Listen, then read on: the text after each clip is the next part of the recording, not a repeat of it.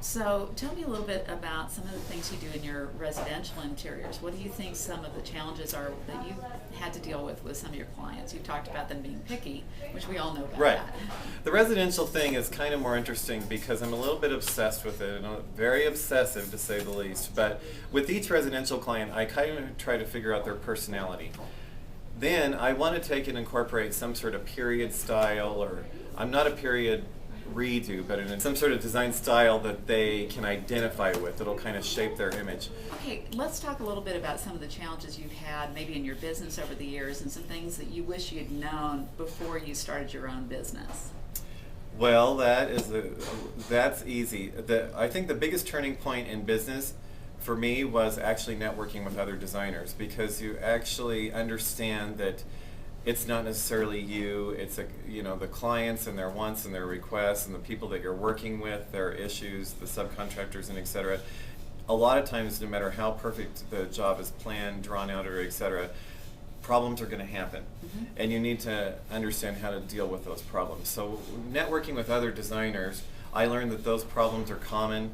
I learned solutions, and to me that was my biggest turning point, was figuring out how to solve some of the biggest problems that we're dealing with.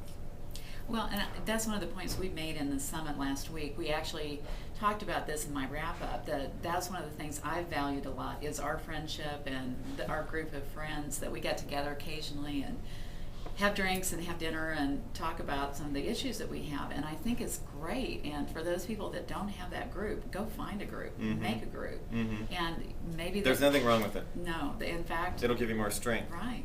It's not a competitive thing. Even in the beginning, I used to think it was, and I hear in bigger cities it's a big issue, but keeping your secrets, keeping your resources secret. I understand that, but I also think that it kind of strengthens us all if we kind of share it and talk about it and understand it.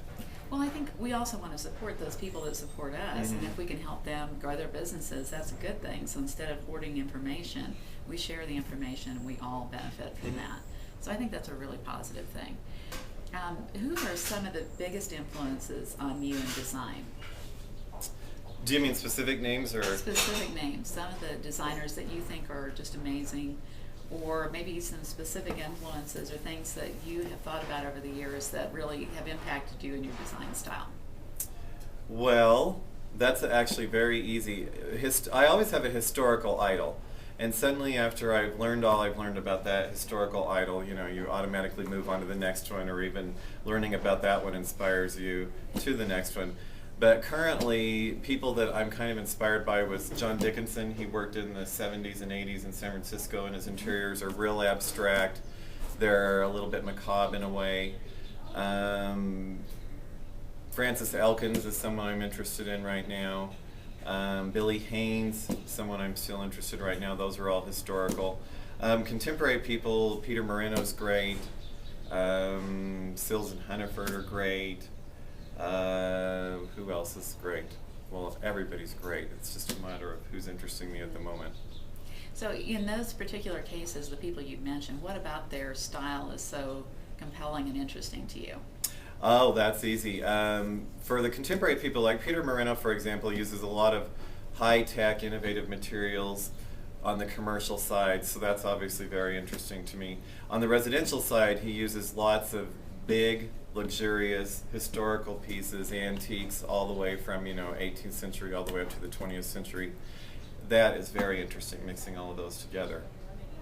And now, how about some of the materials that you like to bring in? What are some of your favorite things to incorporate in some of your designs? Well, that of course changes from time to time, but the thing that stayed consistent, even since I started working, is metallic vinyls. I just think they're great. I still think they're great. They get the job done for everything. We went from, I think in the 90s, different types of woods was important, and now acrylic and mirror. Acrylic, mirror, and chrome. Brass seems to be what's favored at the moment. Brass is back. It's back in every way. That's something that I've gone through cycles with which metals that I like, and that's never been one of my favorites. It isn't? It's not.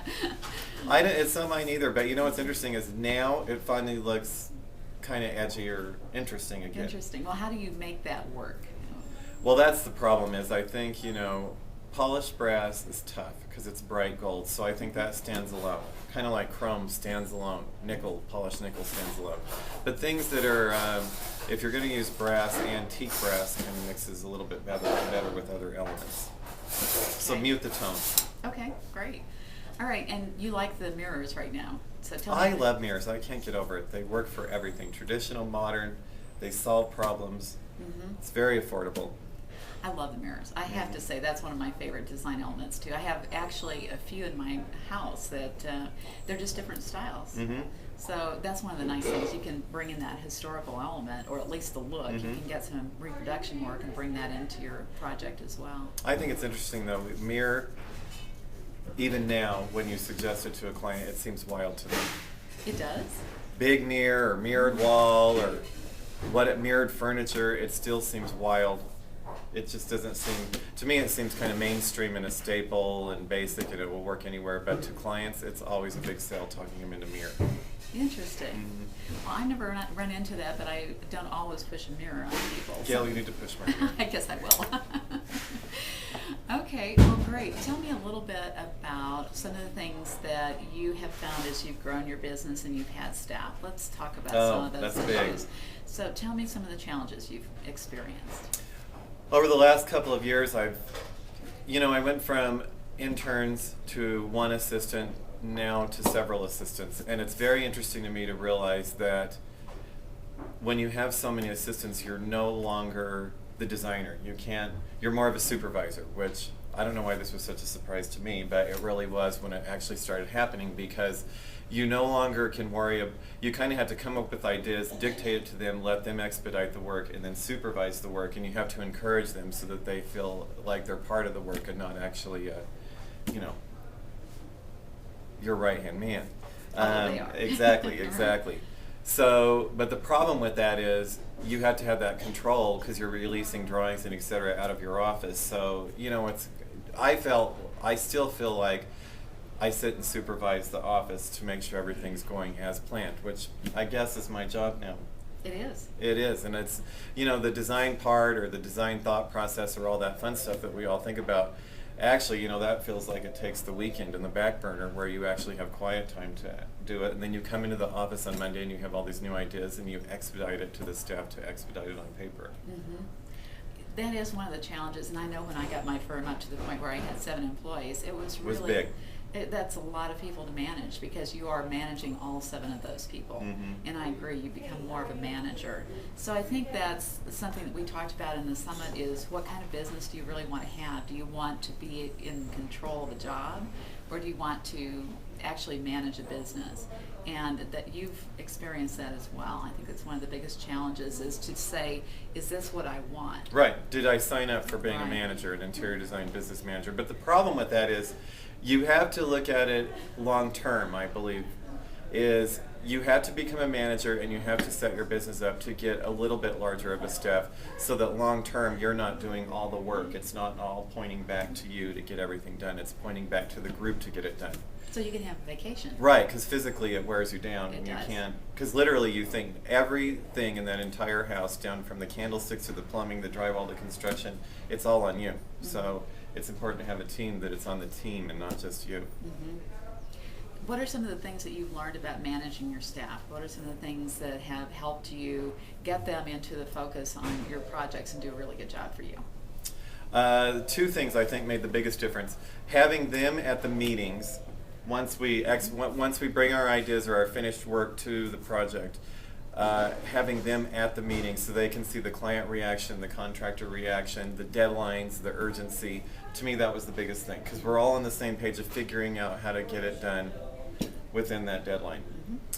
Secondly, I think magazines and discussions and examples is very encouraging, and it kind of shows them what to stray towards or stray away from.